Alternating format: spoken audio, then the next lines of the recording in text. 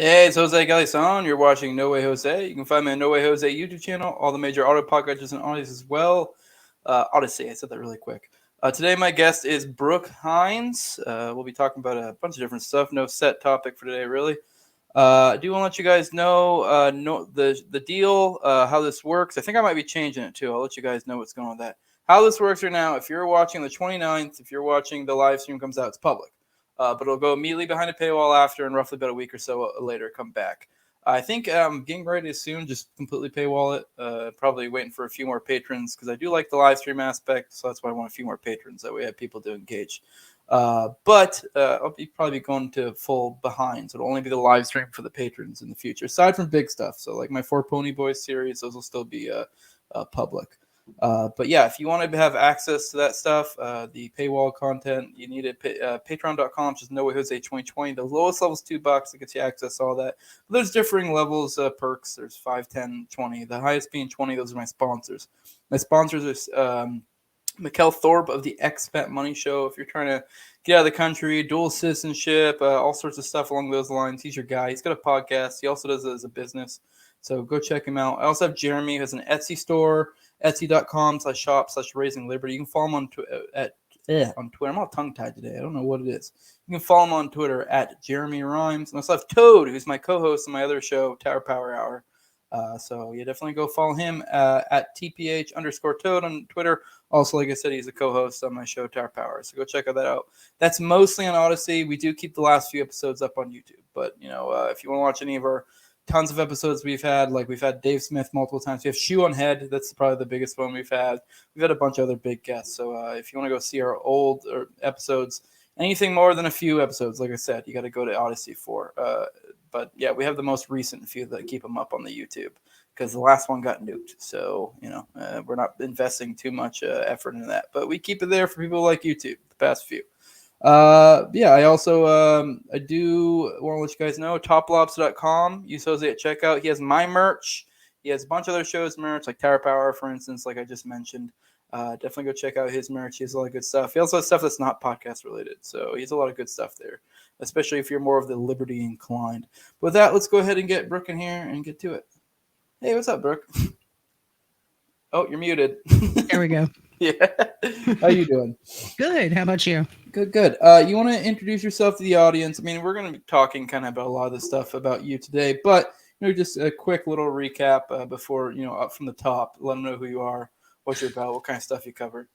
So, I've been doing this for a long time, and by this I mean writing stuff and I guess pissing some people off and making some people happy. Uh, um, I came into all of the work that I do out of publishing a newspaper after college. And I did it for a few years. It was like one of those weekly news weeklies, where it's like, here's the bars, here's the bands to go see, and also here's all the lowdown on the dirty politics in our town. So I did that for a few years, and then I went from that into advertising agency work, which wasn't really what I wanted to do. But this was mid 90s, and there was the newspaper work was impossible to get a job as a writer, and it just didn't seem to be like what I wanted to do. So I spent my career mostly doing advertising and different kinds of publications, kind of going back and forth. And then about 10, 15 years ago, actually, it was when Occupy happened, I switched from doing corporate work in marketing to working in what I call the family foundation funded progressive organization space as part of the left institutional world. And what had happened, which happened to a lot of people in Occupy, I found out, is that I was kind of recruited. Like I was helping out doing PR for our Occupy here in Orlando, and the local left progressive organizations were kind of looking for people to hire to do work. And I was like, wow, you can get work, you can get paid doing left organizational work. Sure, I want to see what that's about more than anything. And it was like a huge pay cut, from what I was used to working corporate and marketing. But I was like, I've done this for 20 years, so let's do something different. And I've always wanted to work in a political space. Well, we can talk about, some of the ups and downs of that, but I learned a lot about, number one, how the left institutional space is its kind of own thing. And I also learned a lot about, after doing that work, I switched over into doing campaign work for like small campaigns, municipal, county. I worked a lot on state, the kinds of campaigns where someone's running for the chair of the Democratic Party of Florida, and that type of thing, and then some congressional campaigns and a Senate campaign. And so I kind of more as a fact-finding mission, I guess, is the way that I'm looking at it now. Like, it's good work. It didn't pay great. I met some good people, but I learned a lot about the space and what's going on there. And I have like some good news to report, I guess, but a lot of bad news to report about what is going on in those spaces. And just to kind of round that out, where I came from as a lefty was the Catholic Church. So like when I was a kid and I was, my parents were like, you got to go to church, whatever. I was given the opportunity to work on kind of in the Catholic Church, there were all of these kind of political things you could work on, like Latin American stuff and, politically themed stuff. And that got me out of sitting in the pews and doing all that sort of thing. And I was like, great, I'll do that. And then after that, they were like, well, you can go to the Unitarian Church if you want. So I did that for a while. But so like all of those experiences kind of informed my leftism, which was, basically like, let's try not to have wars. Let's try not to kill people. I've lived in Florida most of my life. I lived in Tennessee for a really long time, and I've been around vets most of my life. And the way that I feel about that comes from people who were in the military, not from this like hippy dippy, pacifism. It's that it breaks people, and they're not taken care of afterwards. And just a sense of taking care of people, that kind of Catholic works, like make sure that people have what they need. And maybe it's not a great thing to have so many homeless people in all of our cities that, it's making every place a horrible place to live, like that kind of stuff. Yeah. That is a very different vision from what's going on right now in left spaces. So that's kind of the thing that I'm starting to write about a little bit more, and to tell some of the stories out of school, you might say. Yeah. That's cool. There's actually a lot in there that I can connect with. The religion. I was 11 years active duty military. I actually just got out like a couple years ago.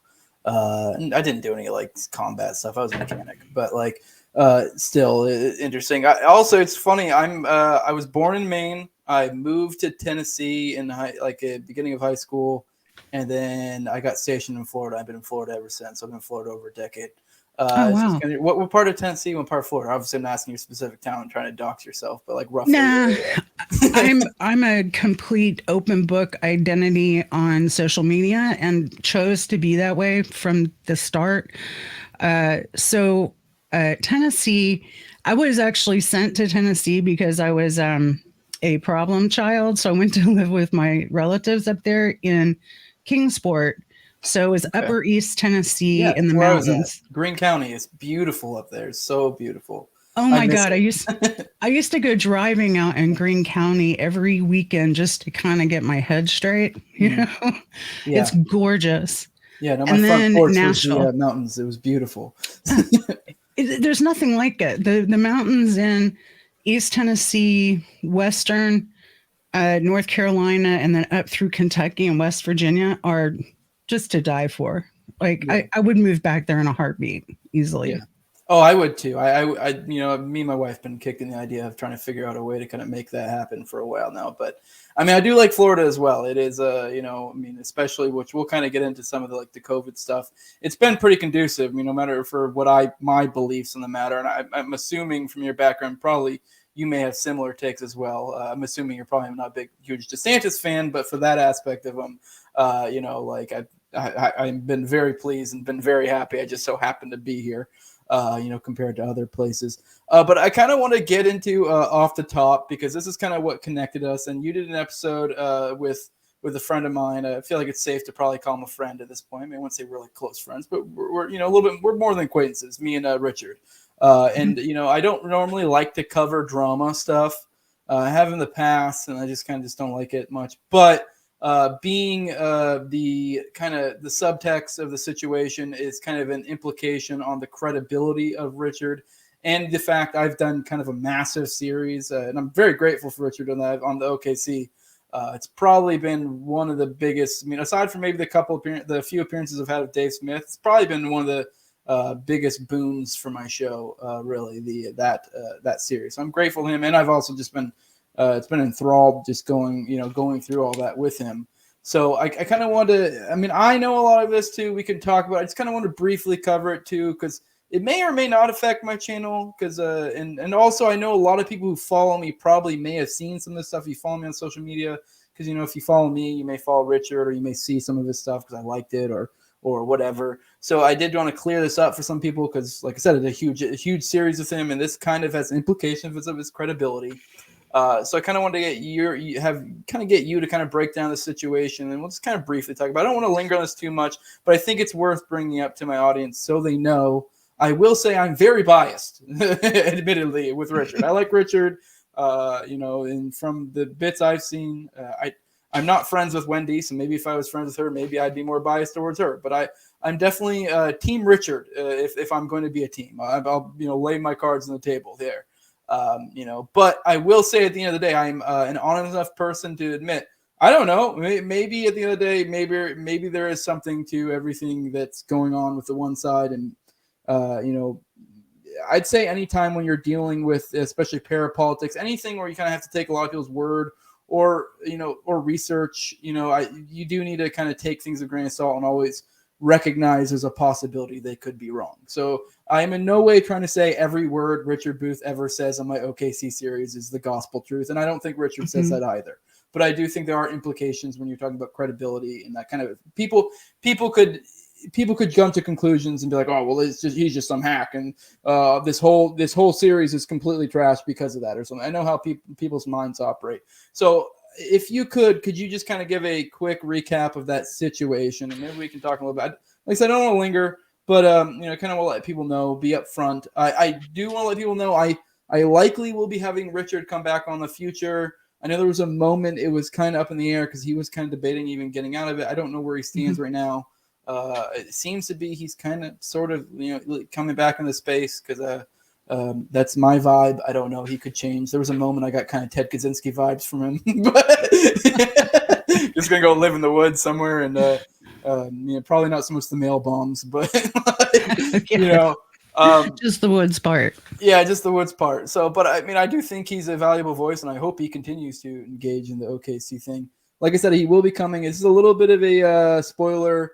This isn't 100%, but there's a very, very, very strong chance for my audience that I will likely be getting Jesse trying to do on the show to cover particularly his brother's story aspect of that, Kenneth's trying to do. And then also, and anyone who knows anything about Jesse, he's been battling the U.S. government of this OKC thing for a long time. So I guess he's about to have a big, I believe it's mid December, end of December next month. So roughly in a month or two, this may or may not be happening. Strong chance of it. So because everyone keeps asking me when's the next OKC episode, when's the next OKC episode. I'm waiting for the right one because there's nobody better to tell Kenneth trying to do his story than his brother Jesse trying to do. So, yeah, I just want to let people know that, but don't take that as 100%. You know, things can fall through. So I hesitated to bring it up, but you know, considering as we're talking about this and everyone's bugging me all the time, do let my audience. But anyways, I'll stop rambling. I want to kind of hear your perspective on the matter. Just I guess you can kind of lay out what happened and then kind of your thoughts on the matter. So I don't have a real sense of the history behind any of this. And I kind of come at this from the same direction you do, is I'm totally team Richard, and I think he's awesome. I started bumping into him online on Twitter, talking about OKC stuff. And like when I first noticed that people were actually researching this, that like younger people were actually getting into it, I was amazed, because I was like, oh my God, these questions have always been out there. This has been something that I've been interested in since it happened. On the wall behind me, there's a piece of stained glass hanging up right there. And that stained glass was a gift from a husband and wife that I worked for at an advertising agency. And they had met in the 101st, jumping out of airplanes with parachutes on. They were big military people. And their extended family were in special forces. So they were just military to the hilt. And when the day that the bombing happened, me and the owner, the husband, kind of had a back and forth about, he was like, oh, this is definitely a Middle Easterner. And I'm like, no, this is domestic. And because I turned out to be right, he like gave me a piece of stained glass, which was super sweet. But what happened after that, of course, is over the years, as more information became available, I was like, wait a minute, I'm not right about this. There's more to the story. Like, yeah, it seems domestic, but that wasn't the whole part of it. And I think that that's fascinating because it aligns with this whole Gladio, kind of piece of things that I'm really interested in right now. And so with Richard, what I got from talking to him is that honestly, I think this comes down to process. I think this comes down to the way that researchers interact with each other when they're working on something that is super important to them and super important to other people, and there's a lot at stake. And it sounds to me like there were some documents that were at issue that may have been promised to one person or the other, and that didn't happen the way that it was supposed to happen, or it happened differently, and that caused a rift in the relationship. That's the way I'm kind of seeing this. Would you think the vibe I'm getting too is maybe I'm off? Do you get the vibe that maybe there's a differing philosophy when it comes to the possession of documents or the release to the public? Like, I kind of got a vibe there. I mean, that's not 100%. Because I know Richard's very much like almost like an Assange type thing, like all out there. I don't give a shit. Like, that's a good point. Yeah, like that's the vibe I get. And I'm not saying that Wendy is necessarily saying no one should ever have it. Maybe you could make a case she's more meticulous. I don't know. I don't know her personally, but yes, I get the vibe. And I'm not saying that Richard's at all releasing documents when he shouldn't be, but I do think he's more like kind of like can we kind of deal. That's the vibe I get, But, that is a really good point. And I think we kind of talked around that issue when I had Richard on my show, but I didn't really put it together like that. But you're right. His thing is that he's collected all of these documents and news clippings and made a timeline that he's making available to people. And it's been so popular that he can't keep up with the orders, and getting the the little jump drives out to people with all the files on them. And that could very well be, but I don't know for sure. But I do get a sense that this is a political, like, not political, but like a professional disagreement where something is at stake that matters a lot, I think, to Wendy in terms of her ability to do her job or maybe put out a new book or something like that. That's kind, and then so I don't understand. What I don't understand is, and this probably just comes down to personalities, is what I don't understand is why she went super personal on Richard and, aired out some old dirty laundry that was very hurtful to him. It just seemed to me to be unnecessary for sure. But to me, as somebody who's looking in from the outside, that made me really kind of want to step away a little bit from Wendy, and I didn't want to step away from the whole thing because I really like Richard, so I wanted to give Richard the opportunity to kind of speak to what was going on. And I do want to say real quick on Wendy's behalf, like I said, me and you, I guess clearly both have a better relationship with Richard. So I don't know, and I also want to be very clear to say, it seems, I haven't read her book, but I know, for one, Richard has, as many episodes done, I probably couldn't count how many times he's brought up her books and the great research she's done, and how big of a deal she is to all of this. She definitely would probably be in the Hall of Fame of OKC people. Obviously, like trying to do. You have got him, JD Charles. Did I mess that up? JD Charles. You have JD Cash. And Roger Charles. I mixed up the two. Then there's multiple names in there, and she's definitely probably top 10, if not top 5. And she's definitely a big deal and done a lot of work. So I'm not trying to all take away from that at all. This does seem to be like just some sort of personal weird tiff going on. I don't know. Like you said, she did kind of air a lot of dirty laundry. I just didn't understand where it's coming from. I mean, it could be one of those things where she's completely right in the things she was saying. I don't know. Yeah.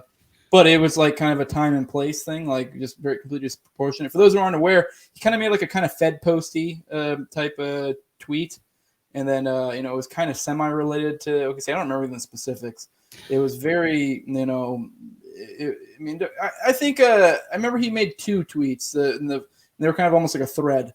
And the first one, I was kind of like, okay, that's kind of funny. I kind of chuckled. The second one, I was like, okay, you're riding the line a little bit. And that's what she kind of got iffy about. And whatever, I can understand that. But it was like the kind of, the nth degree that she jumped to, immediately bringing up some sort of situation that happened 5 years ago. They've had a pretty, fairly close working relationship in the period of time. Apparently, according from talking to Richard, this isn't the first time she's aired it out on public forums like this.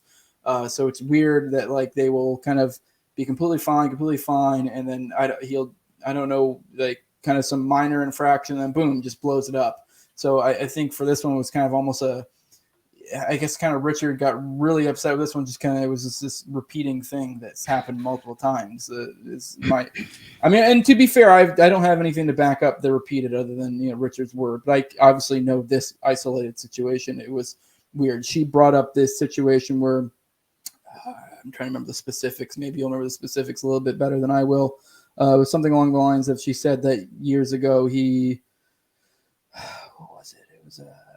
said something along the lines of like, I guess he essentially sort of threatened some person she was going to talk to for information, but it was a threatening. I actually saw all the screenshots. I think he put these all out public. He also showed them to me. I don't think he would mind me saying that because I'm pretty sure all the stuff he ended up putting out public anyways. But he essentially, this was years ago, and she was going to go meet up privately with some Nazi guy or somebody that was kind of related to a lot of these characters. Mm-hmm. And he kind of was like, hey, like, don't you dare, if anything happens to Wendy, I'll fucking kill you type deal. Like, very much like threatening her. And it did kind of come off from like a, endearing, kind of almost borderline in love with her type thing, which I think he even may have said or implied before. He was very much a kind of doted on her in that way. So like, and so he was just protective. And, you know, I think it was probably, you know, I mean, overstepping a little bit. And I think he would even admit that. And I think he has admitted that. And then she kind of blew up at him in that situation later for doing that, saying that he kind of ruined her setup there, saying he kind of undermined it, and, you know, kind of was, you know, and kind of fucked up. And, you know, he's admitted, apologized for this. He said he did. And then I guess she completely got really nasty. I've never seen the specifics of the shit she said to him, but apparently he did say that he had a drinking problem at the time. And he did kind of make veiled threats, kind of like, or not even veiled, like, you know, explicit, I guess, kind of that he would, like, I don't know, I forget the specifics, something along the lines. I think it was kind of like something like we call the FBI or some shit, which, you know, I will say completely out of line. And Roger said completely out of line. This was a long time ago. He's apologized since then. There's been nothing but a saint in the meantime, from what I've seen. So, yeah, let me know if I got anything wrong or characterized incorrectly. Is that the vibe you got? That is totally the vibe I got. And what I would add is that there was a period of time in there where he was going through a divorce, and that's when, you know, when this issue with drinking and divorces, to two big D's, they kind of go together. Anytime someone is going through drinking, divorce, death, or drugs, you know, they're going to say and do some things that are not normal. And, you know, this is just me, because I've been through a divorce, and no matter how you want to enter into a divorce, you know, if you think you're going to go into it and all be nice guys to each other, it doesn't end up that way. Things always go sideways, and people always get broken for a while. And I had that experience. And, you know, when I found out that that was part of his story, right when all of this was happening, right when all these screenshots, you know, were being taken, I was like, you know, you really can't ascribe much to that, because that's somebody who's in pain, and that's someone who's going through something that is transient. You know, you go through a divorce, you get over it, you move on. And, you know, it just so happened at the time that he was devoting energy to this project that Wendy intersected with. And so, you know, she was getting some of that, you know, flotsam and jetsam off of him. And, you know, so I think the two things are separate. I think that there's this business that happened way long time ago. And it's all very unfortunate.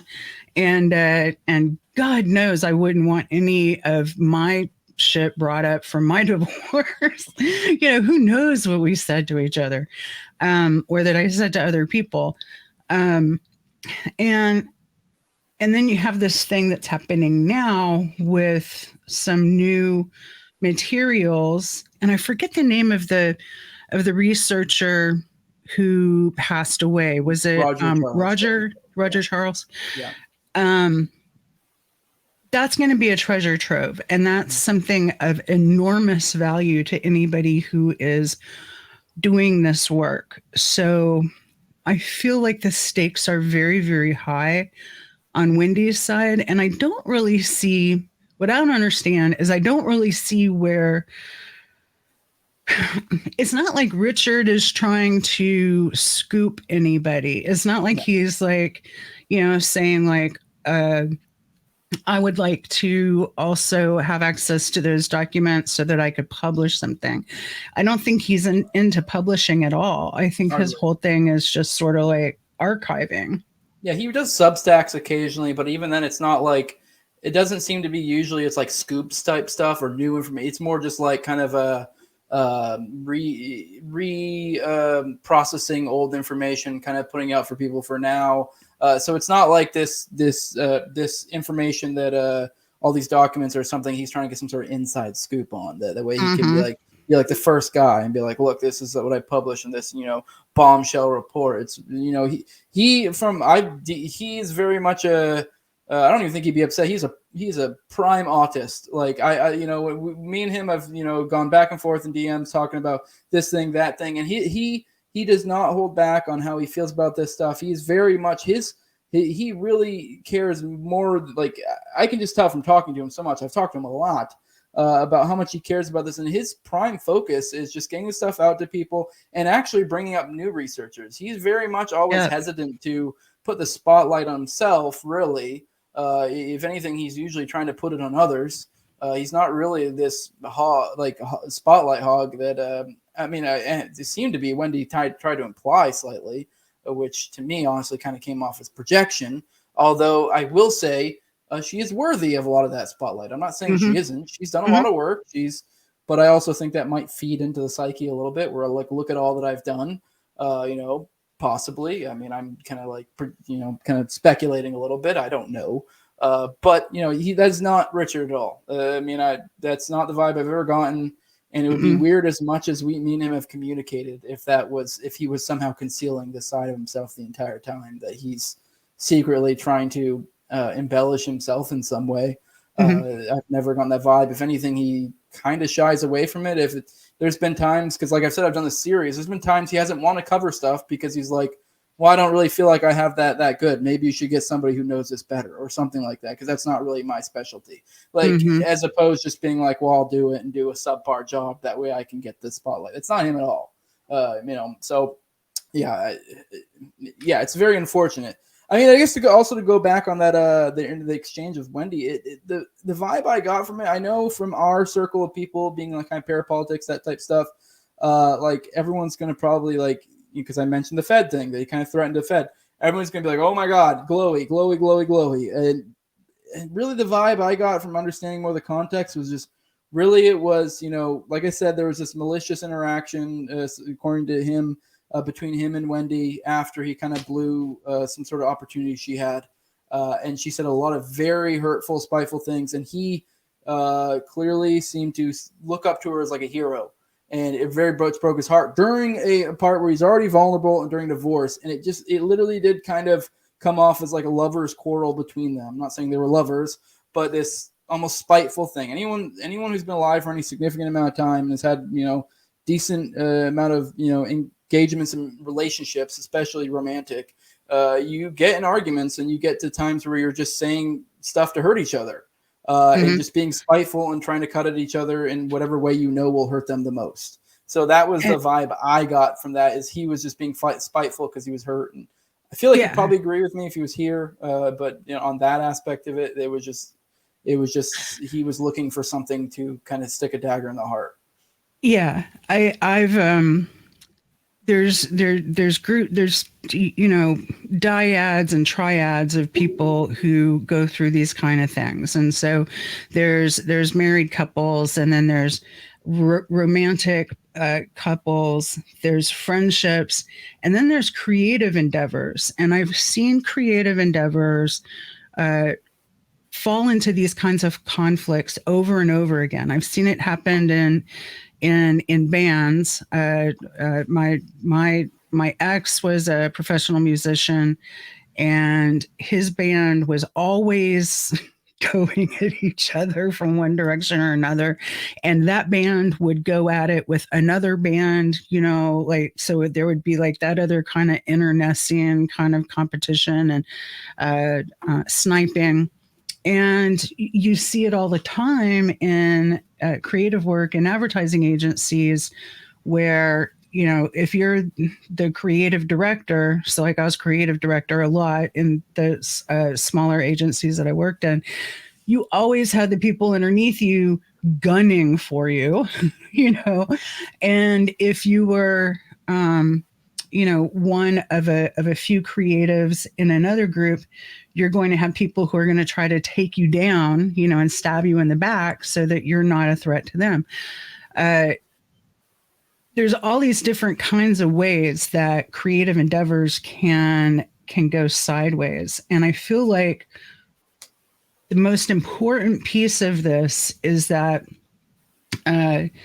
that there was a crunch time in here, right where all of this started, where I believe that's where the files became available, and either an interview or something, some piece of production. Wendy was in the process of putting together some piece of production. So I feel like she felt crunched. She felt under pressure, and for whatever reason, Richard kind of walked into that line of fire somehow. But I'll tell you what, I didn't read, because I kind of felt like this was people kind of airing things and, saying things in the heat of the moment. I didn't go back and read them, and I didn't pay much attention to it because I feel like I wanted to give them the kind of privacy or dignity of just sort of having their own conversation over here and, just kind of staying out of it. Not because not necessarily because it makes me feel uncomfortable, like gawking, but I just didn't want to add any more pressure because it just seemed like they were both already under so much pressure. So I just kind of, pulled away from it or whatever. But I do think so. I've kept up a little bit with what's been going on with Richard in the last few days. And, he was locked down for a while. And so he's no longer locked down his account, and he's microblogging, I'm tweeting more on all of this stuff. And it seems like things have kind of leveled out, which I think is great. And also I noticed that Nuts and Boltzmann is fixing to publish something really big. And so, the beat goes on either way, which is fantastic. None of this got in the way of anyone being able to do their work. And as far as I can tell, relationships weren't destroyed here. It was more like a bump in the road. Yeah, it seemed to be my impression was all the characters that mattered, and because I guess I'm somewhat kind of connected. I'm not fully connected into that conspiracy side of Twitter, and I don't say that conspiracy in a negative way at all. It seemed to be all the characters kind of mattered. Yeah, there were a few anonymous accounts that kind of, and not saying anonymous is bad. I operate under a pseudonym, but there were a few minor characters that seemed to be kind of would shit on Richard. It seemed to be more that Richard got more shit than Wendy really did. Wendy got a little bit, not much. It was pretty contained, but it seemed to be most of the major characters stayed out and kind of understood that, hey, there's something going on. And I think your mentality is actually correct. The only reason I actually did pay attention to everything just because I kind of wanted to have a lot of context to all this.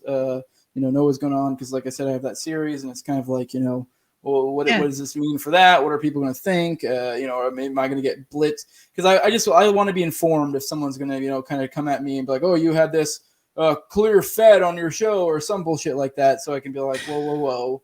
Right. I think there's far more to it. Like one aspect I do want to bring up, he's, there was almost this inner circle, between the vibe I'm getting between Wendy, Roger and Richard, not Roger, and Roger Charles, and then also I guess to some extent, I don't know to what extent, it also Jesse, which is a major character. If anything, I'd say he's probably like top 3, if not the top 1 hero or like the Hall of Fame guy in the OKC is Jesse. And yeah, he's even after that, I guess he apologized to everyone after the fact. This years ago, they still, kind of kept him in the loop. He was still very close to all of them. Like he said, I guess supposedly Roger Charles promised all of this documents to Roger or Richard. I don't know why I keep mixing those up. Ours. Yeah.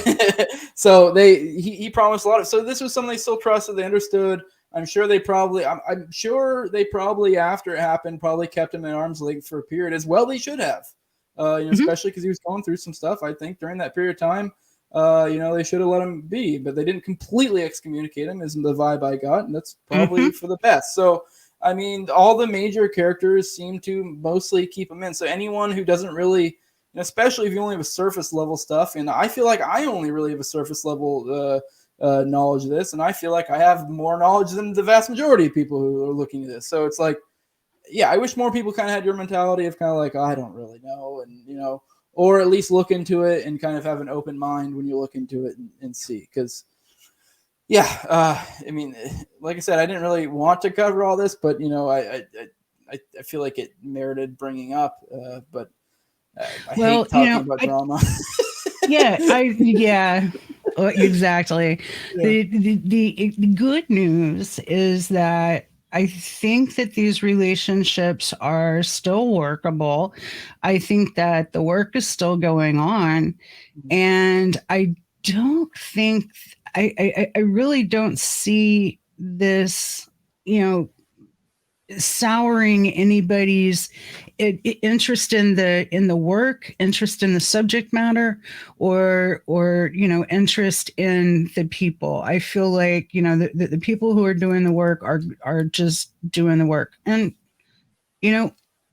maybe this can serve as like an object lesson in terms of maybe in the future we won't let this happen because we'll talk offline about it, or we'll keep it out of off of Twitter, or open up some DMs and talk to people directly, because this kind of thing could splash back. Thank goodness it didn't this time, but it could splash back into the whole subject matter. And that's what you don't want. You don't want to turn people off to looking into OKC. We have to look into OKC. We need answers on this. It's about damn time. So let's not turn people off to that. Let's try to take care of those things on the down low and,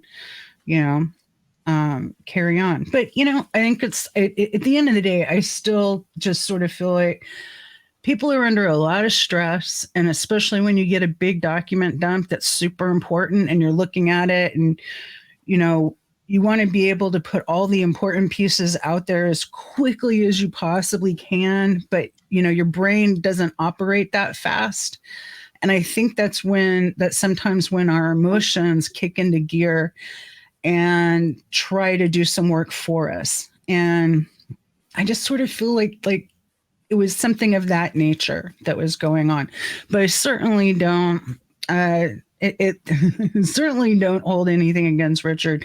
And I certainly have come out of this more, certainly not less, but more I have more admiration for the people doing the work in the field, because everyone is stuck with it and everyone's been really interested in it. And I'll tell you what, there's not been any level of rubbernecking or gawking in this space like the kind that I see in like left spaces. There's none of the sniping. There's none of the, trying to cut people off at the ankles. I think that people are basically coming from a really good place of let's figure this shit out. Yeah, I definitely feel like the ones doing the work all seem to handle this with maturity.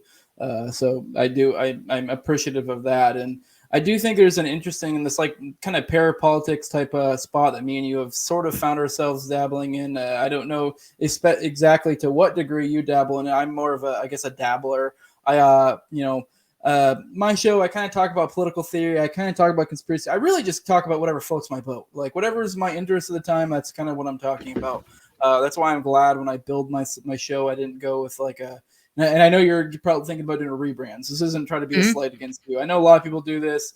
And sometimes it's good, sometimes not. I guess it just depends. Sometimes it's good to kind of find a niche corner with your branding. But from the beginning, it was kind of like, I don't know. I just want to talk about stuff I want to talk about. So because I feel like if I have that energy, like probably 90% of the time, I'm interested in like political theory. But sometimes I'm not. Sometimes I want to cover something else. So I don't want to have to like feel like if I had like, I don't know, the Liberty Hour or something, I'd feel like I'd have to always talk about it. Although I'd say even most of the stuff I talk to kind of ties into that. But like, I don't know. But I guess the kind of point I'm getting is I kind of want to hear about specific. You touched on your political philosophy a little bit, but I kind of want to know where you're coming from. I'll let you know where I'm coming from. I'm not bringing this up to debate at all. I don't really care. I mean, I don't know if you ever want to bring on a show and we can. I don't really care. We can, but I just more like want to hear what you're talking about. Yeah, I'm not a debater. I think that debate culture is at the end of the day, it doesn't get you anywhere. Debate culture, it aims to push someone out and make someone a winner. And I think that a better way to go about things is a discussion where both people can kind of come away having learned something maybe that they didn't know before. Yeah, I definitely think both have their merits, but I do tend to prefer discussions. Although I'm not gonna lie, every now and then I do like catching like a good formal Oxford style debate or something like that. Those are interesting. A real one, yeah, like a real one, or even just like some podcasters, hashing it out. It is what it is. But I'm not trying to bring you on here and blindside you with some. Because I also I don't kind of care. I'm more interested in, especially speaking to you, kind of the parapolitics type stuff and some other stuff. Well, I do want to touch on some of the pokey poke stuff because it's the perfect timing. I just came off a strike, so I don't have to worry about too much. My stuff expired. I had someone on my show who questioned that thing that happens every 4 years in our nation. And to be upfront, I don't really have strong feelings one way or the other on that thing. So I wouldn't be shocked if it ended up being, what I'm not supposed to say on YouTube. But I also I don't know. I mean, I wouldn't be shocked one way or the other. But on that one particular thing, I think you know what I'm saying. But anyways, I kind of want to know your political philosophy, where you're coming at. Like, I do want to let you know, I'm coming from, if you're familiar with the political compass, the grid thing, I'm like firm bottom right, like way to the bottom right. Like super libertarian. I'm an anarchist. I'm generally kind of culturally conservative-ish, I guess. I mean, if you have any questions, you can ask. I don't really care. But like generally speaking, that's probably the quickest way to give you an idea where I am. I can give you all the labels: libertarian, anarchist, anarcho-capitalist, agorist. All those things apply to me. But I'm kind of curious where you're coming from, just because I do find it interesting that in this parapolitics space, the kind of all the different hodgepodges of political ideology that kind of come together to be like, this is fucked up. Well, okay. So I come from a place where I'm not super interested in my own where I fit on that grid. Every time I take that grid, I wind up in the bottom left sound, like Rosa Luxemburg area of things. I don't even know what it is, just to let you know. I'm a little blind to that. It's the all the way left and to all the way for liberties, all the way to the other side with the economics. But I don't think that tells the whole story at all. And so I've been trying to imagine, instead of a grid that's on an XY axis, I've been trying to imagine more of a three-dimensional space where, like you're into agorism. My master's thesis was a terrible title, but I called it the homeboy theory. And it was this idea that I had about ways to organize economic units around smaller communities where the emphasis was on your home and all of our homes, because something I learned in Marxism is that all of our labor has been alienated. We take all of our time and we put it over with the people we work for. We lose all of our lives doing that. Wouldn't it be better if we were all living our lives the way that we want to, around our homes, doing the things that are unalienated, So like, kind of skipping all the way to the end. Let's say you've got a community of 50 or 100 people, And you've got some people who do uh, craft work or engineering in terms like electrical stuff. Some people do construction. Some people are great, fantastic cooks. Some people are great at cutting hair. Um, there's musicians kind of throughout. You've got an economic unit there, so why not make these economic units stronger and make them work around the home setting, instead of taking all of that labor and all of that economic power? Why are we taking it out of homes and putting it over in some guy's office way over here? Keep it to yourself, and try to make that value, make something for yourself. And I didn't really understand when I was doing that work in the late 80s. I didn't understand that there was forms of anarchism and forms of libertarianism that were already kind of going down that path. And this was also before homeschooling got really big, and I don't have kids, and my kind of circle of people, there haven't been a lot of kids like around me, but I have known a few people homeschooling, and I know that the reasons why they did homeschooling were super valid. Like, their kid wasn't thriving in school, their kid wasn't learning anything in school, and so even though that wasn't a huge part of the way I was organizing my thinking around Homeboy, I recognized that for my theory to work, you had to kind of weave homeschooling into it, because you don't keep everyone at home and you don't keep all that value in the home unless your kids are part of this whole economic piece. It's all got to be kept together. So back in the 80s, I was thinking, there's going to be some disruption and some crisis in our education system where more people do homeschooling and more people go and do some other kinds of forms of whatever.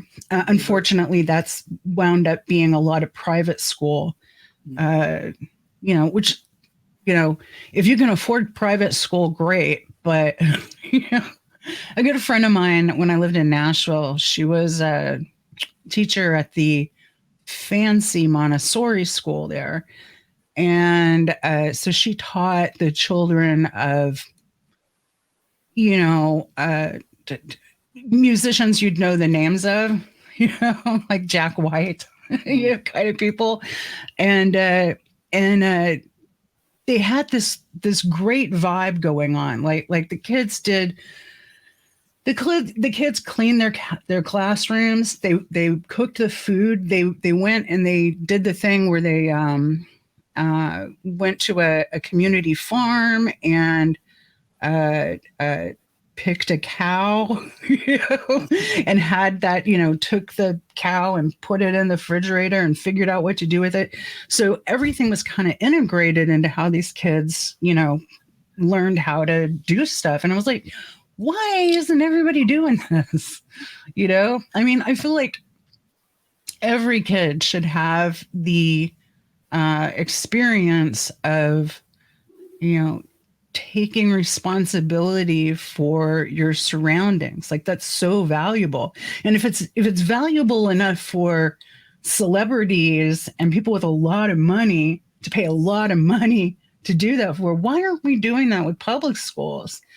And I have some thoughts on why that's not happening, but anyway, that's where I came from. And then where I wound up was,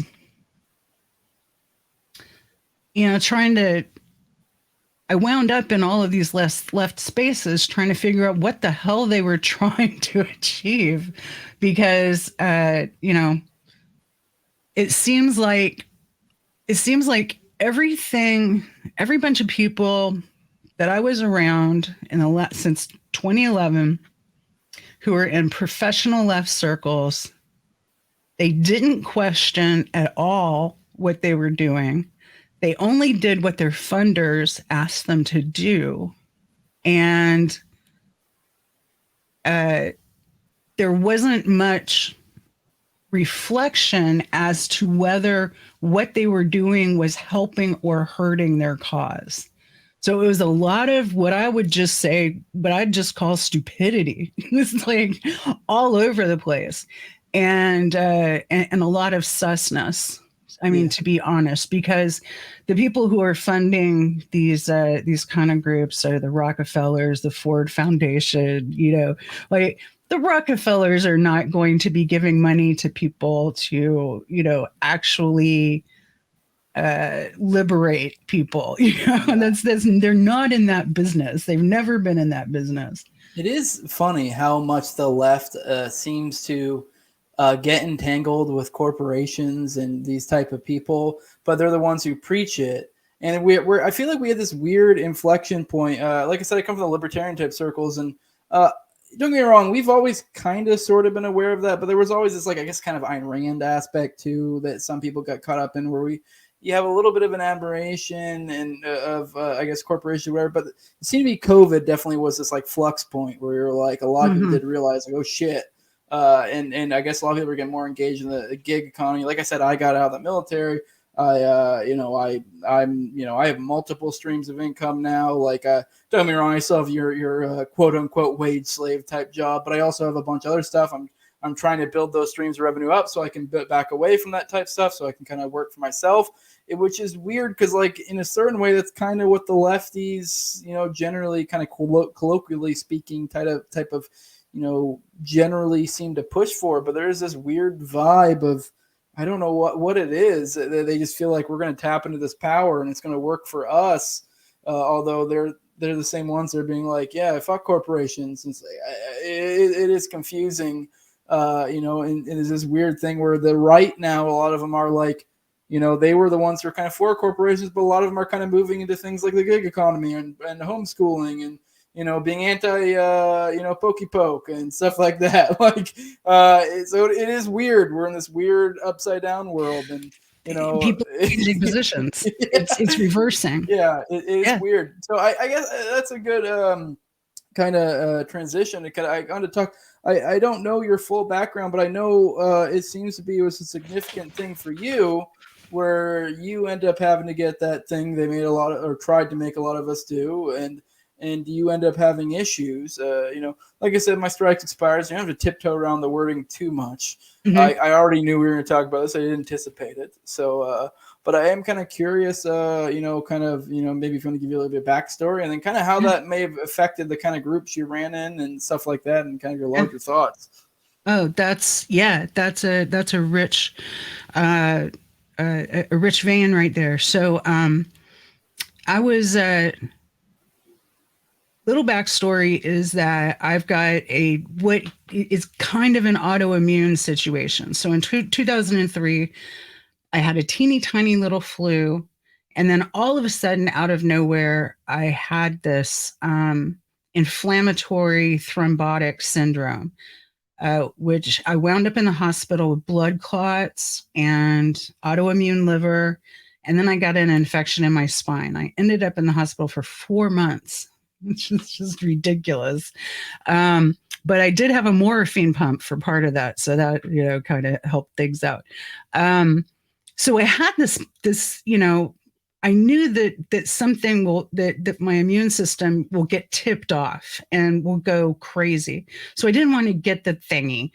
And it got to be about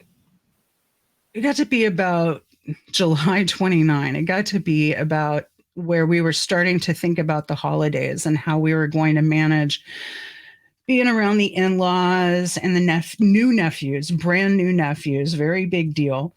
And I got talked into taking it. And at the same time as being talked into taking it, I also reached out to the FLCCC and started the I Recover protocol for ongoing ME/CFS, which is chronic fatigue syndrome, myalgic encephalomyelitis, which is basically just neuroinflammation. It's your brain swells a little bit and it makes you sick. So I did them both at the same time. And when I went to get the shot, and I knew I didn't want to get it, I knew there was a big chance it could make me sick. So I took, I want to say, probably 3 Benadryl before I got the shot and 3 Benadryl after I got the shot. It's just one of those little uh, tricks that I've learned over the years. Benadryl is what they're going to prescribe you if you're in the midst of having an allergic reaction to something like that. So I was like, let's just get it in my system so that it's, taking care of it. Also, I had been on prednisone for a while before I got the shot, and I kept having to put off the shot because I was on prednisone. So I was like, maybe I'll just take a little, keep taking it, because thinking like this could afford me some protection from this. So, mild, like maybe 20 milligrams of prednisone, a hell of a lot of Benadryl. I got the shot, and I'll tell you what, the moment I felt it go in my arm, it was like 3 beats like that. And I had this, it's called an inguinal flush. If you've ever had an MRI with contrast, this thing happens. It's called inguinal flush, and it feels it's your inguinals down here in your hips, and everything gets hot really fast, and it can feel like you peed your pants, but it's more like everything is hot. Those kind of like groinal, like lymph node type areas. Is that what you're speaking Yes, of? Yeah, okay. exactly. It just goes bam. Yeah. And I'd felt that a dozen times from having MRIs. I knew exactly what it was, and when it happened, I got this look on my face like, oh shit. And the pharmacist or the pharmacy tech was like, are you okay? And I was just like, yeah, I'm fine. I'll just let me go. I had to wait the 15 minutes. I didn't pass out. That was all fine. I spent 10 days after that, just sick, like the flu, sick. And I expected that. I was like, I got one of these shots. I'm going to be reactive. I'm going to be sick. And then when I felt better, I felt much better because I had been so sick. So I got the shot. I was sick 10 days. In another 9 days is when I had the transient ischemic attack. And it was August 15. I was doing a show and I felt great. I felt the best that I had felt since before I took the shot.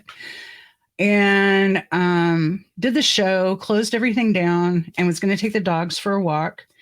And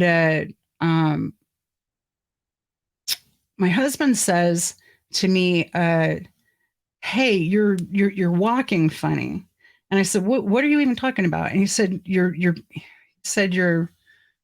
listing to port," which, is kind of like walking at an angle. And I couldn't tell that I was walking at an angle. And I was like, oh, you're crazy.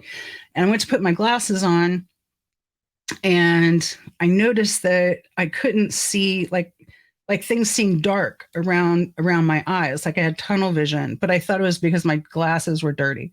This is the way your mind kind of thinks, as you're just, quickly going through things because you don't think I'm getting ready to have a stroke.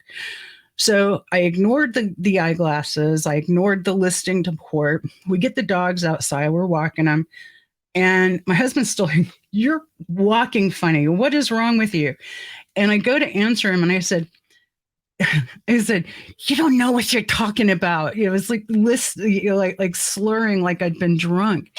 And he's like, what the hell is wrong with you? And I'm like, I'm fine. Leave me alone, like slurring. And it didn't occur to me that anything was untoward because I was euphoric. Like through all of that, I was, I don't even know how to compare it to anything, because I don't think I've had a alcohol or drugs of any kind that equaled the way that I felt. It was incredibly euphoric. And I've heard people talk about this before when they have strokes. It depends on what side of your brain it's happening on. We got the dogs about a quarter mile away from the house, and I lost the feeling in the left side of me, like from my foot all the way up to my shoulder. And that's when the light went on, and I said, "Oh shit, this is a stroke. This is a motherfucking stroke. We got to go home. We got to go home now. I've got to lie down." And all of this stuff was going through my head, like, this is connected to the shot. Then I'm going to get shitty. Sorry, I'm cussing all over the place. But I was afraid I'd be treated bad. This is safe cuss zone. Okay. I was afraid I was going to be treated bad at the hospital. So I was just like, just let me lay down and see if this passes. And I laid down and went to sleep and woke up the next day, and I was okay. I was still alive. But it scared the hell out of me, and that feeling of tenuousness has stayed with me. So like I changed my name and my handle to say Brook Hines has the existential willies, because it was true. It's like for weeks after that, I would wake up in the middle of the night with my heart racing, thinking that I was going to die in my sleep, like that type of thing. Just this existential weirdness. Yeah. And so the way that impacted my gang. So I had been kind of pulled into this whole like Bernie DSA world, like a few years ago. And I didn't really think of it one way or the other. I didn't think of it as DSA people. I didn't really think of it as Bernie people. I knew a lot of the folks from a forum that I used to hang out on called Democratic Underground a gajillion years ago. So I felt pretty comfortable with most of the people.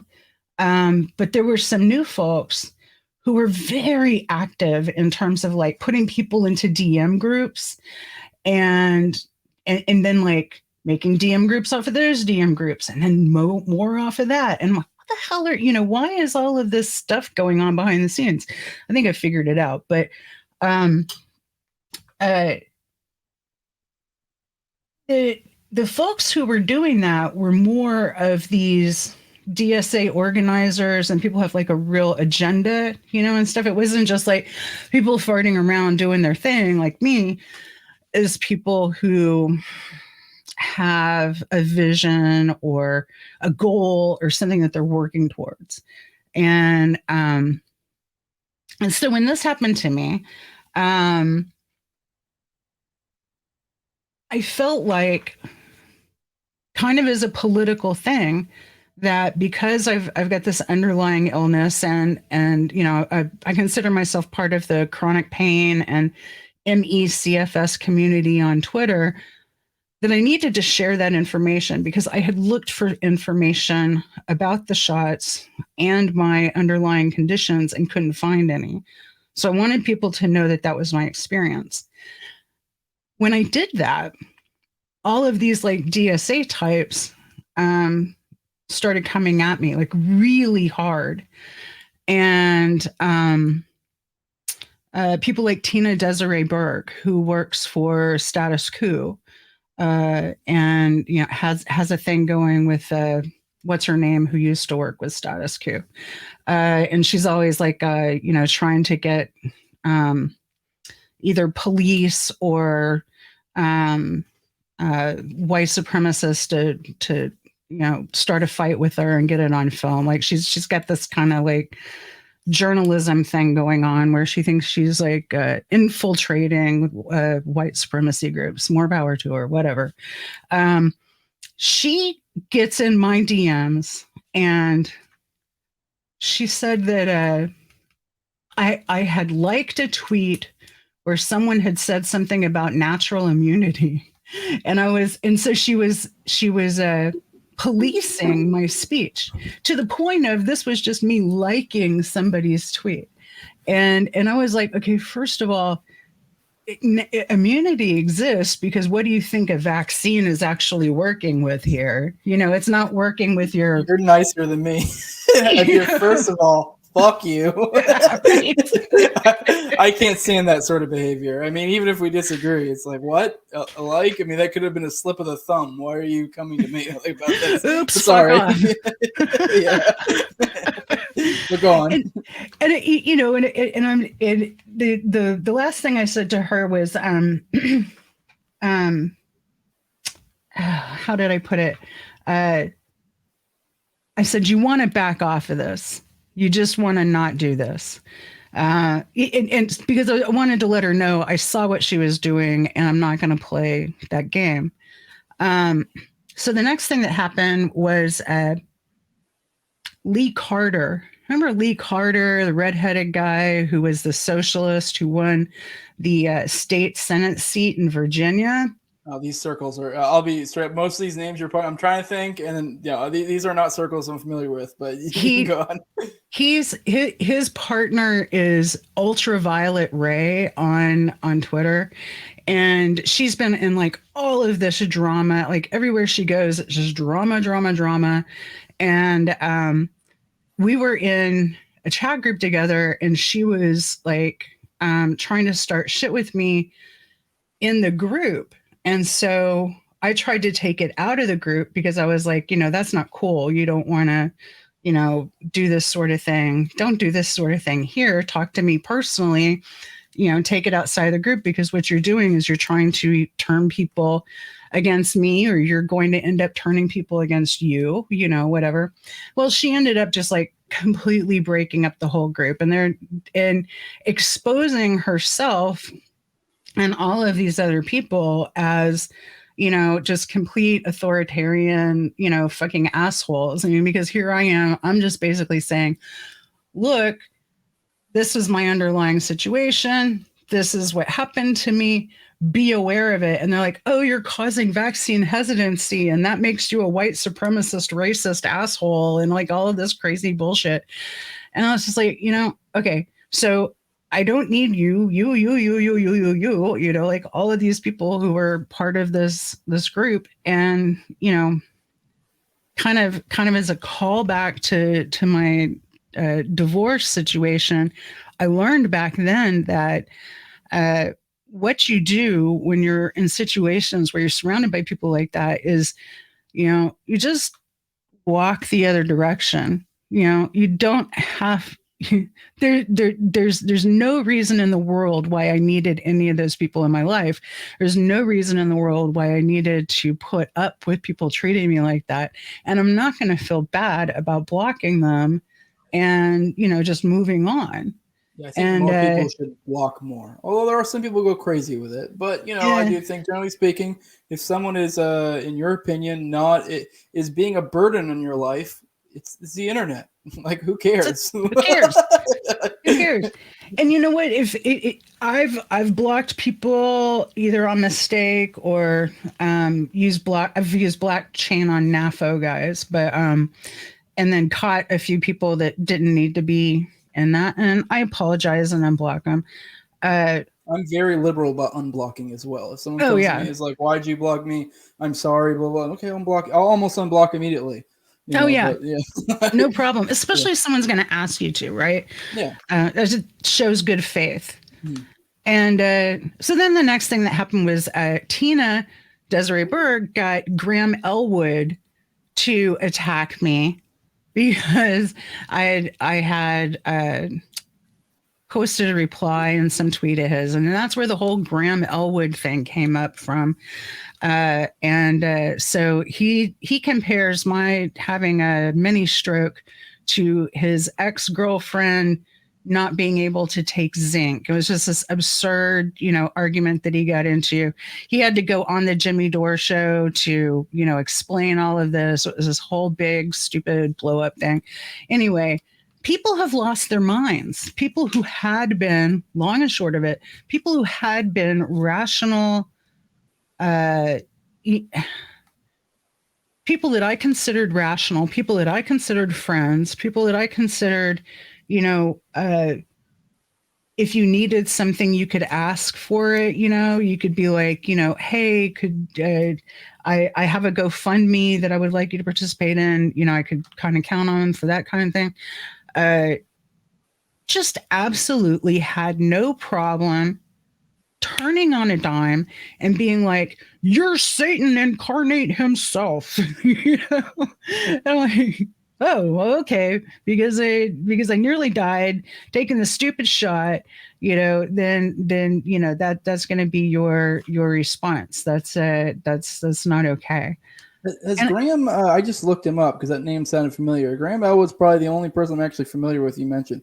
I know he's like a was or is a Jimmy Dore type contributor because you mentioned Jimmy Dore. Has he he come had around been. on this? Has he gone a little bit better, or because because like I'm not again. I understand people getting caught up in the fervor of all that stuff going on during that period of time, and having strong opinions and kind of coming around. I think we were all in the dark. I think if you I mean, Mhm. I feel like I knew more than most, but even then, I was still in the dark. There was a period of time where I was very much like, I didn't know what was going to come to hit us. I was very much like, for Right. my family, it's like, we're eating healthy, we're working out. Like, I started working out like crazy, got in really good shape because I was just like, I don't know. I don't know what this is. So I need to be in the best, possible condition. So, I mean, I don't hold it against people, but, it's one thing if you're still at this point indignant about it. I'm just kind of curious if a lot Mhm. of these people have come around. I guess Graham kind of just brought that point up because I know he was a Jimmy Dore guy. I don't know if he's still interacting with them or not. He was Jimmy Dore's like sidekick for many years, and this is something that has ate up Hollywood. And this feeds into the left institutional thing that I'm fixing to publish on. Uh, the I mentioned this in the piece I just published. As a matter of fact, that there was 249 pages released on the public information uh, program that Health and Human Services did, and as part of that, they enlisted talent agencies, talent management groups, like all of these Hollywood people. They enlisted them in this messaging campaign. And so what happened with people like Elwood is that if they wanted to be considered uh, for roles, if they wanted to be considered for gigs, they had to play this game where they were, all 100% in with the shots and everything. Um, but Jimmy Dore got a vaccine injury. Jimmy Dore got a neuritis, neck pain. It's like occipital neuritis, which is the same thing that I got as a lingering feature of this, and he also has an underlying condition. So he tried to figure out what was going on. Pretty much found the same things I did. Pretty much followed the same protocols I did, and uh, I think got the same existential willies that I got because he's still on the story. He's stayed on the story, and he's stayed on the story in a way that I think has been very smart, and has added something to the discourse rather than just kind of duking it out. But Jimmy's he been great. brought Graham Elwood onto the show to hash out this thing with the tweets with me, and Elwood was just embarrassing for him. This was somebody that I liked. I actually saw him live once, because I liked him, and used to catch his live streams. And yeah, just really, what the hell. uh I wanted to say what what you said about in the beginning. In the beginning, there was the flatten the curve, Mhm. and that first short lockdown. People were into that, man. We were into that. Like, I remember the last couple of days of February, I went to the grocery store. There were no root vegetables. There was no pasta. People were like prepping like crazy, you know? So I got like, a month's worth of food, and I was ready to just hunker down and stay home. which we did gladly. And we did that, and we had shit delivered, like did that thing where people like buy your groceries for you and they deliver them, and then we washed everything in the sink. All of that. We gladly did that. We were all pitching in. And, even up until taking the shot, knowing that it could really damage me with my immune system, still part of the whole, trying to, take one for the team, be a team player. It just is a certain point where an accumulation of these experiences and things not working has to get through to people. And we have to, if we want to improve things, if we want to improve our outcomes with COVID. And I hope that that's what we want to do in the long run, is improve these outcomes. Yeah, no, I definitely agree. Like even me, I never agreed with any sort of mandates or anything ever, just because, where I'm coming from, I'm full anarchist, libertarian. Like, it's just kind of like, you miss me with that shit. But I was, even initially, I was kind of like, I was kind of like, being considerate, because like I didn't know what the hell we were dealing with. Yeah. But, once more information came in, I kind of, changed things a little bit. I definitely did kind of buck the trend. But there was definitely a period of time where the information was not there. And the people who try to act like, all tough and like that wasn't the case, kind of feel like you're a little bit full of shit. But yeah, that definitely was a thing. I was concerned. I have a wife, I have kids. I didn't know how this is. I mean, it is kind of funny you brought up the fact of your young kids. It's funny. One of the first things we ended up finding out is it didn't really affect the younger people so much. It did affect older people. So that definitely was something to be considerate of. With the older folks. I live in Florida, and I'm kind of near a lot of retired people. So, that was something I took into consideration. Let's finish this off towards, we've been in here for a minute. I've been really enjoying this conversation, so I'm kind of losing track of time. I kind of want to touch on, me and you are kind of like, we met to Parapolitics, like the kind of, conspiracy type stuff. So kind of like curious, what kind of stuff have you covered? And I'm also kind of curious, how deep down the rabbit hole do you really go? So I guess this is kind of an opportunity for you to plug if you have covered a lot of this stuff. Yeah. I'm kind of curious what kind of rabbit holes you've dug down, because I always am interested where people have dug into. There's so many, once you start going down these holes, there's so many different aspects that go, like, fucking OKC ties into Gladio, which, which ties into, it also ties into Mockingbird, which also ties into MK Ultra, which ties into these sound like kooky, crazy stuff. But like, if you are coming from actually knowing, like, researching these things, you're like, no, they're fucking documents to back this stuff. These are like, most of this stuff is like established facts that people just ignore. Or aren't aware of, and then people that are aware of it just get painted as kooks. Although there is like, people do start connecting dots that probably are pushing the lines of logic and do get into kook territory. But I guess I'm kind of curious, what you've covered, what kind of things interest you, et cetera, et cetera. Feel free to run with it whichever way you want. So I grew up on the Space Coast. Near the Air Force Base there, near Patrick. And, so I grew up watching the rockets go off. And we got out of school to watch rockets go off. We got out of school to watch the shuttle go off the first time. That is part of like who I am. And I realized when I was in college that space is fake. No, I'm just kidding. Go on. I realized in college that this was all Cold War, that this is that whole program. And I was really into disarmament when I was in college, because I was certain we were all going to die in a nuclear war. Nuclear disarmament specifically. Mm-hmm. Okay, just to be clear. Right. Yeah. No, the whole no nukes thing. And so when you start peeling back the layers of the Cold War, things get really crazy really quick. So like, one of the things was, I always wondered why there was all these German restaurants in Cocoa Beach.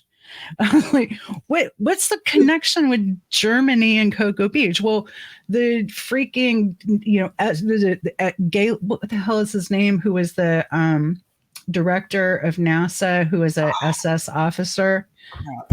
Starts with a G, I think.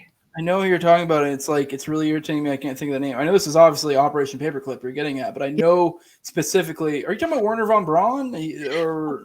Werner von Braun was the one who was the rocket scientist, who was the head of everything, and then they put this actual SS officer in charge of NASA, just like from the jump, and so So it's funny how they paint them as like hapless scientists that were stuck in Nazi Germany, but no, some of them were straight up Nazis. Just straight up, and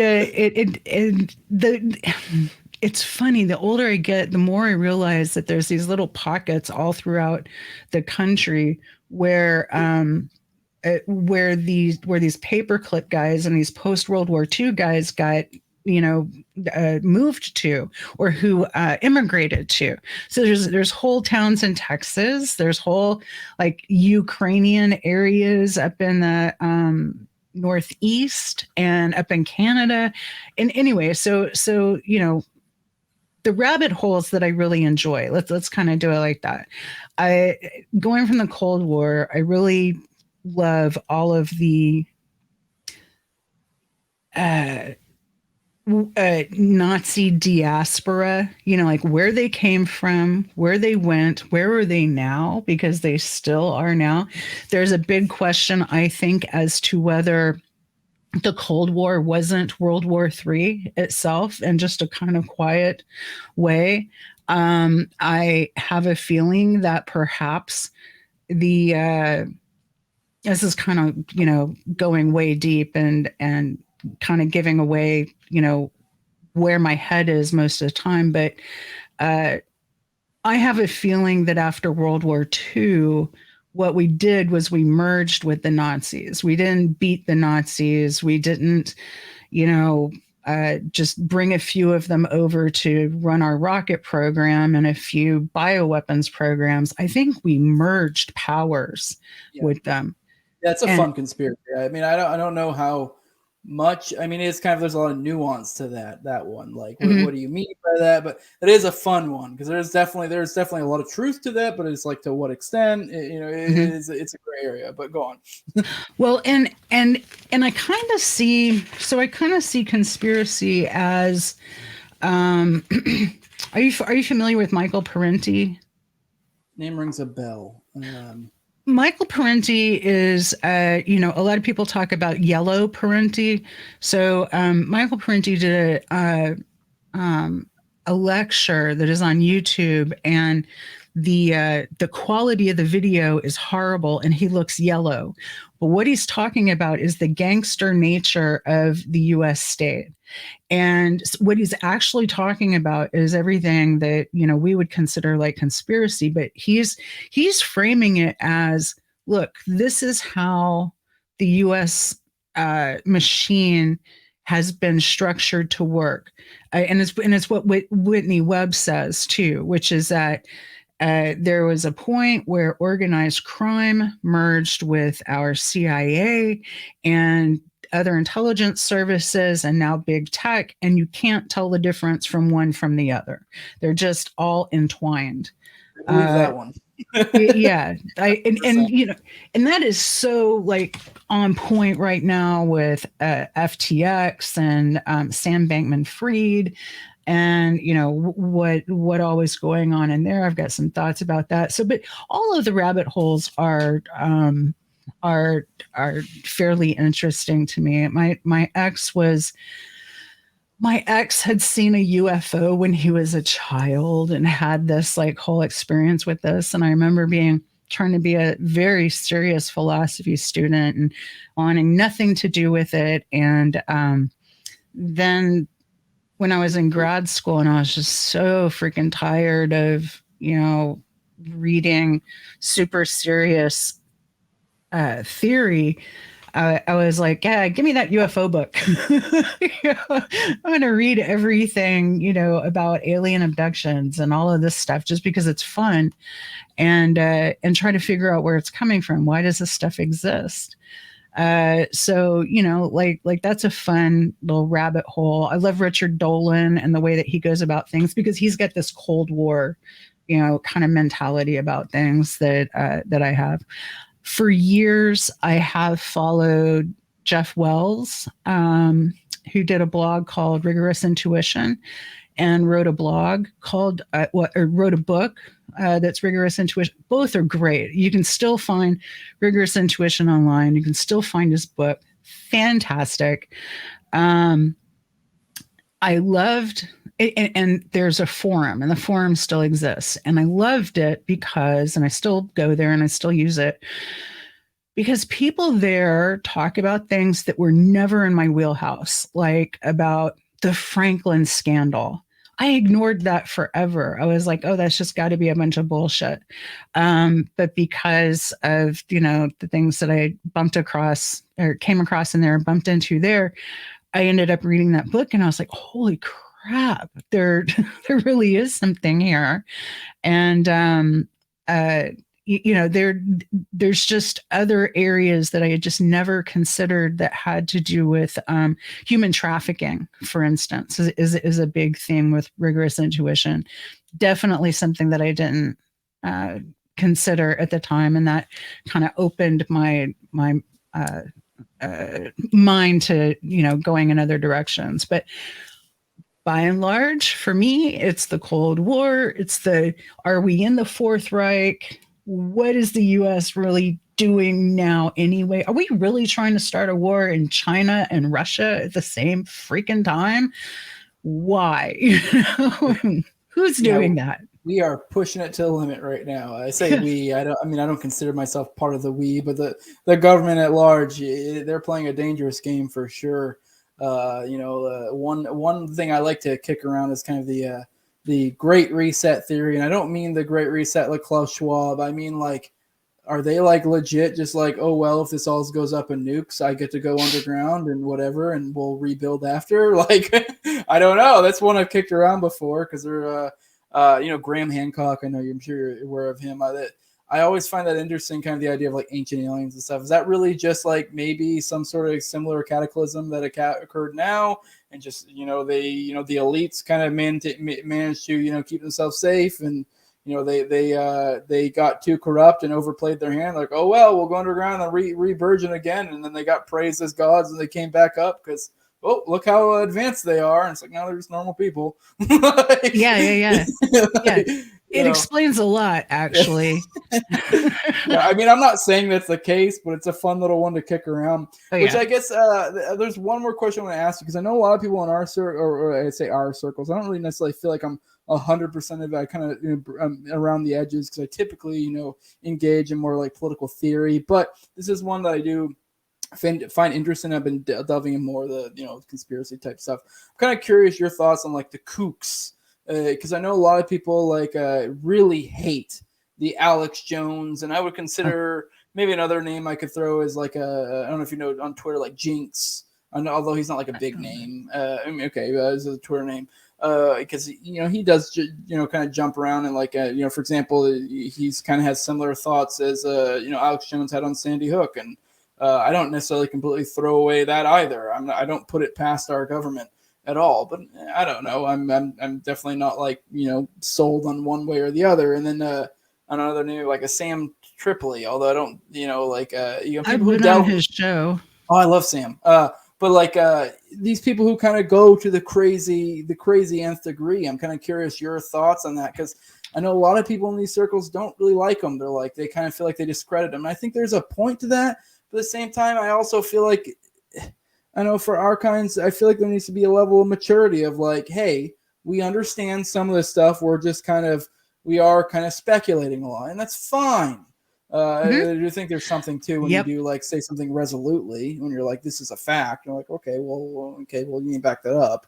But like, I guess I'm just kind of curious your thoughts because I mean I've been very disheartened with the way a lot of people have been treating like Alex Jones. Not that I was ever a big Alex Jones fan to begin with, and I Mhm. don't like, but it's kind of like really like, okay, yeah, he goes down a lot of crazy rabbit holes.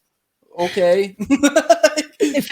If it weren't for Richard Linklater, the guy who did the movie Slacker and uh, through was it Through a Glass Darkly, um, and he's a filmmaker from Austin, Texas, and he featured Alex Jones in a couple of his movies. Damn, I wish I could remember that one movie that was a Rotovision.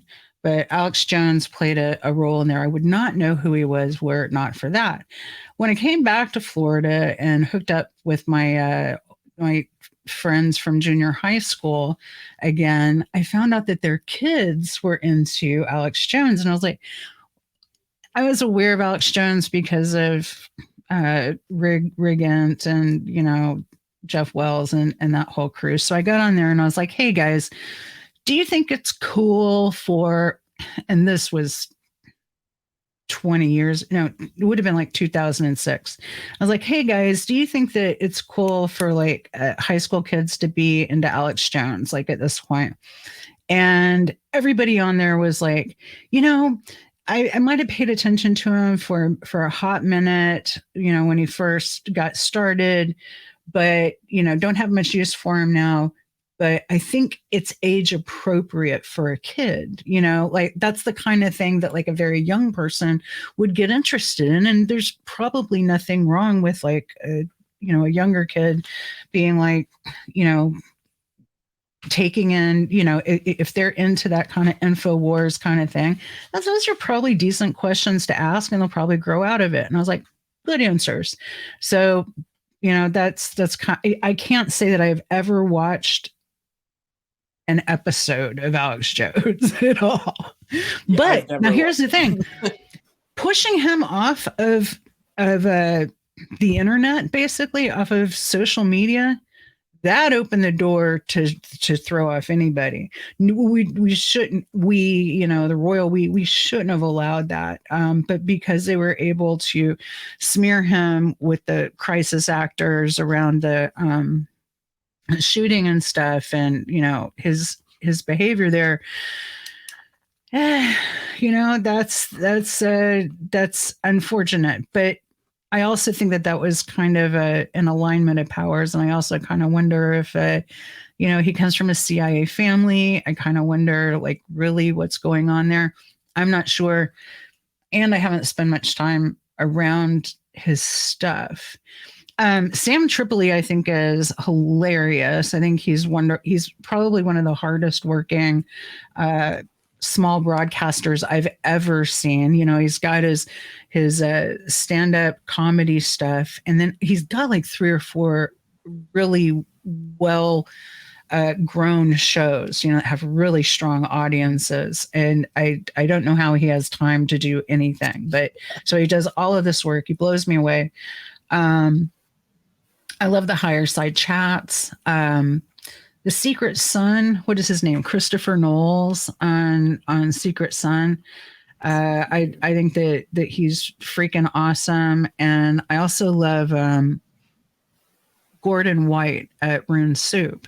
And so there's this like kind of ecosystem that goes from Alex Jones is, maybe I would think of him as kind of more militant. And then you've got like the Gordon White kind of people who are more, into perma farming, whatever that's called, perma whatever, more in to the hippie chaos magic stuff. And personally, I kind of gravitate over towards the Gordon White side of things. I think that there was a time when Christopher Knowles was working around the Las Vegas shooter thing. Remember the guy who killed like 50 people from the hotel in Las Wait, what was Vegas? the name there? Because I've been looking to do a deep dive on that one for a while, and it sounds to Uh, me like somebody's got some information. yeah, you got to get somebody on the show who can really talk about that. Yeah. The Vegas, but I remember Christopher Knowles had a Facebook group, and he was talking about how there was all of these kind of astronomical, that there was all this kind of like synchromistic kind of stuff around the Las Vegas shooter. Stephen Paddock, 64-year-old man from Mesquite, Nevada. And he was also pointing out, so he was pointing out like, hey, there's some like crazy synchromistic stuff going on. And he was also pointing out that there was a lot of funkiness, like where'd this guy's money come from? Who are the people who were really behind this? How was it that, he was able to do this for so long? And why? And why? And I think that the Paddock story fits right into this whole Gladio thing. Fits right in with the Oklahoma City bombing. It fits right in with, why is the US the only place in the freaking globe where people are getting shot all the time? And it only occurred to me not too long ago, maybe a year or so ago, that wow, you know what? That really benefits the powers that be. That really benefits, people who want to do a power grab for whatever reason. And I don't think it's necessarily to take guns away from people. I think that they're more interested in other worse kinds of ways of cracking down. I think that mass surveillance is really where we're headed right now. I think that's the big problem. Have you read Tom O'Neill's book Chaos, or are you aware of it? Yes, it's so good. That like pieced together so much for me, because I always like MK Ultra seemed a little bit kooky, and like, don't get me wrong, I believed MK Ultra happened, but I'm kind of like, well, what's the application of this? Like I didn't really believe that you'd be able to, like, but then like once you understand like it seems that they were probably doing with Manson, it's like, oh, it's more of a scattershot approach, and you kind of get what you want out of it. And then also there's the other aspects of, it's funny with Ye and the whole Pasternak thing going on right now, like. Kind of because it got into that too with Chaos, and how Hollywood was infiltrated by, it seemed to be a lot of Fed infiltration, and it's kind of like there's so many dimensions to this, and this connects to this, and that connects to that, and you're like, that did click a lot of things in for me, connected a lot of dots. You're like, oh, I get it. Like, yeah, like, okay, like. I don't know. It is like it's not so much like a precise scalpel thing as opposed to like a general, okay, like here's this like kind of bowling ball. It's almost like how do I think, that like stupid game in the Olympics where they like put the curling. It's kind of like that, where it's like this thing, and then you're kind of sort of guiding it as you go, like sort of. You have these outside forces that are kind of like, well, move this way, and then we'll kind of guide the narrative this way and that way. Yeah, like that. I guess that's kind of how I imagine it, because it's like, obviously, like with something like Manson, it was super nuts, and it was like, it wasn't like, obviously they weren't able to precisely guide him probably where they wanted him to go, but it's kind of like, hey, there's this agent of chaos, and we'll kind of control the chaos of these outside things going on at the same time. It is so. Oh no, yeah. And by the way, when I mentioned like Sam, I'm not saying he's a kook. I was just saying a lot of people would perceive these type of people who do cover these type, because obviously he covers things like flat Earth or numerology and stuff like that, which a lot of the stuff I don't believe, but I love to entertain those things for me, because I'm like, I'll hear it, and that doesn't mean I'm going to believe it. And I think that's a sign of a mature mind, to be able to take in ideas and just be able to entertain them, and just like, okay, well, do I want to implement this into my larger thoughts? And then even then you might be like, well, there's some credence to this, but I'm not going to buy it full bore. It's interesting. Whereas a lot of people see that Alex Jones are like, well, this is dangerous. Everyone's going to believe every word he said. And like, what? What kind of person? Like, yeah, sure, there are probably some lower IQ people who do just buy every word he said, but I don't know. Like I don't believe that's most people. And the people who do that, it's kind of like, well, who cares what they think? Like, Why are we worried about Alex Jones? Like, I remember when Tipper Gore was trying to get video games and CDs censored because like video games were going to make people shoot things up or whatever.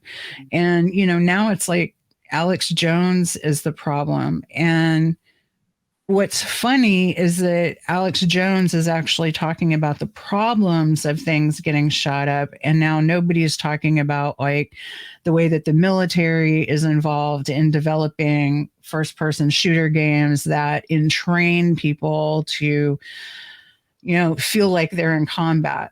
I mean, it's basically simulation. Like where I live in Orlando, we have a convention that comes here every year with the simulation and optics technology that's around UCF. And it's huge. And it's like all of these exhibitors that are showing off all of their simulations. So there's flight simulations, and that's cool. But then there's like all this like urban combat simulation that is just completely immersive. You just put on the helmet and you were there, and it's just it's better than Disney World. I mean, if you're like a guy or somebody who's into that kind of tech, and it's just interest. Like I'm just interested in where the tech is at and where it's going. But Sam Tripoli, like for the same reason, you can go and like appreciate what's going on at a convention like that. And not be like, oh, I'm going to get a gun and like participate in this. You just want to see what it's about. Sam Tripoli approaches his subject matter in a way that is super entertaining, and he treats everything with some dignity, not like dignity, but he treats things kind of fairly. So if he's going to talk to a flat earth person, he's not going to be making fun of them all of it, like that's not what he's going to do. He's just kind of going to give everyone like a fair shake. So he's an entertainer, and he's just putting everything out there so that we can enjoy it. And I totally appreciate that. When it reminds me, I need to listen to him some more. I tell you what, I need more work that isn't writing, because I don't get to listen to all of the stuff that I want to listen to when I'm doing writing work, because your brain can't do two things at once. And but if I'm doing design, then I can listen to, or just filling in spreadsheets, I can listen to podcasts all day long. Yeah. So I need some more shit work. Yeah, luckily I drive a lot, so I get to listen and stuff. And perfect. And I do a lot of yard work because I have a couple acres. But so I always have headphones on, always listening to something. If anything, my issue is I don't really get. I wish I had more of a structure to be able to write more, because I do enjoy writing. There was especially during the lockdowns, I was able to I did write a couple things and did some stuff like that. And it is nice. You do retain things a lot better and differently when you're writing, and it's a different thing. But I mean, it is what it is. Dude, this has been a awesome conversation. I really enjoyed it. As you can tell, we're almost at 2 hours. I generally don't ever really go more than an hour and a half. So, you can just tell the length of this was enjoying. I don't know what I'm trying a fun conversation. I don't know what I was going for there. But you want to go ahead and drop your plugs, and maybe whatever, especially my audience, maybe if you have specific series or episodes or writings that people might be interested in, whatever you want to plug, go for it. Yeah. Check out. So you can find me on Twitter at Nashville_Brook. On my Twitter bio, there's a link to my Substack, and probably what I would tell everyone to have a look at is go to my Substack. I just published a piece called No Amnesty for BioGladio, which is kind of talks about some of the things that we talked about here. And right near that, there's also a post about It's about a thing that I attended in Death Valley with the Daily Kos people, and it's telling a tale out of school. And I think that your audience might enjoy it in terms of, kind of seeing, behind the curtain, like what's going on with some people. So that's it's glamping, neoliberals glamping in Death Valley, something like that. Have a look at that one. I think that's a lot of fun. I think people will enjoy it. Yeah, it's funny you brought up the amnesty thing. I wanted to mention earlier that we were talking about the Graham Elwood thing. I'm actually completely for amnesty if you will admit that you were wrong. But the problem is there's so many people that will like kind of tacitly or no longer argue these things they would argue before, but they will never admit they were wrong. And for them, it's like, no, fuck you. You need to be held to account. Like, Yeah, especially if you're in a position of power. And even some if kind you, of yeah, reconciliation. yeah. Even if you're in a position of power, even if you apologize, actually, I'd probably, depending on what position of power you have, it's kind of like, okay, maybe we'll take that into account, but still, no, you can't hold any sort of position of power anymore. I'm sorry. Mm-hmm. But yeah, I really appreciate your time. This was a lot of fun. Definitely would be interested in doing again. So if you ever have anything pressing to talk about, if you write a different piece covering some different stuff, hit me up. I'd be glad to have you on. This was a great conversation. Will do. For sure. This is No Way Jose podcast. You can find me on all the major audio podcatchers and Odyssey. Can't stress that enough, especially since I don't know. I think we did a pretty good job of using vernacular that won't get us nuked. There's a very strong chance this episode might get nuked. Luckily, my strike has expired, so just put me another strike, which just means I won't be able to stream again. I'll have to wait 90 days again before I can really go too hard.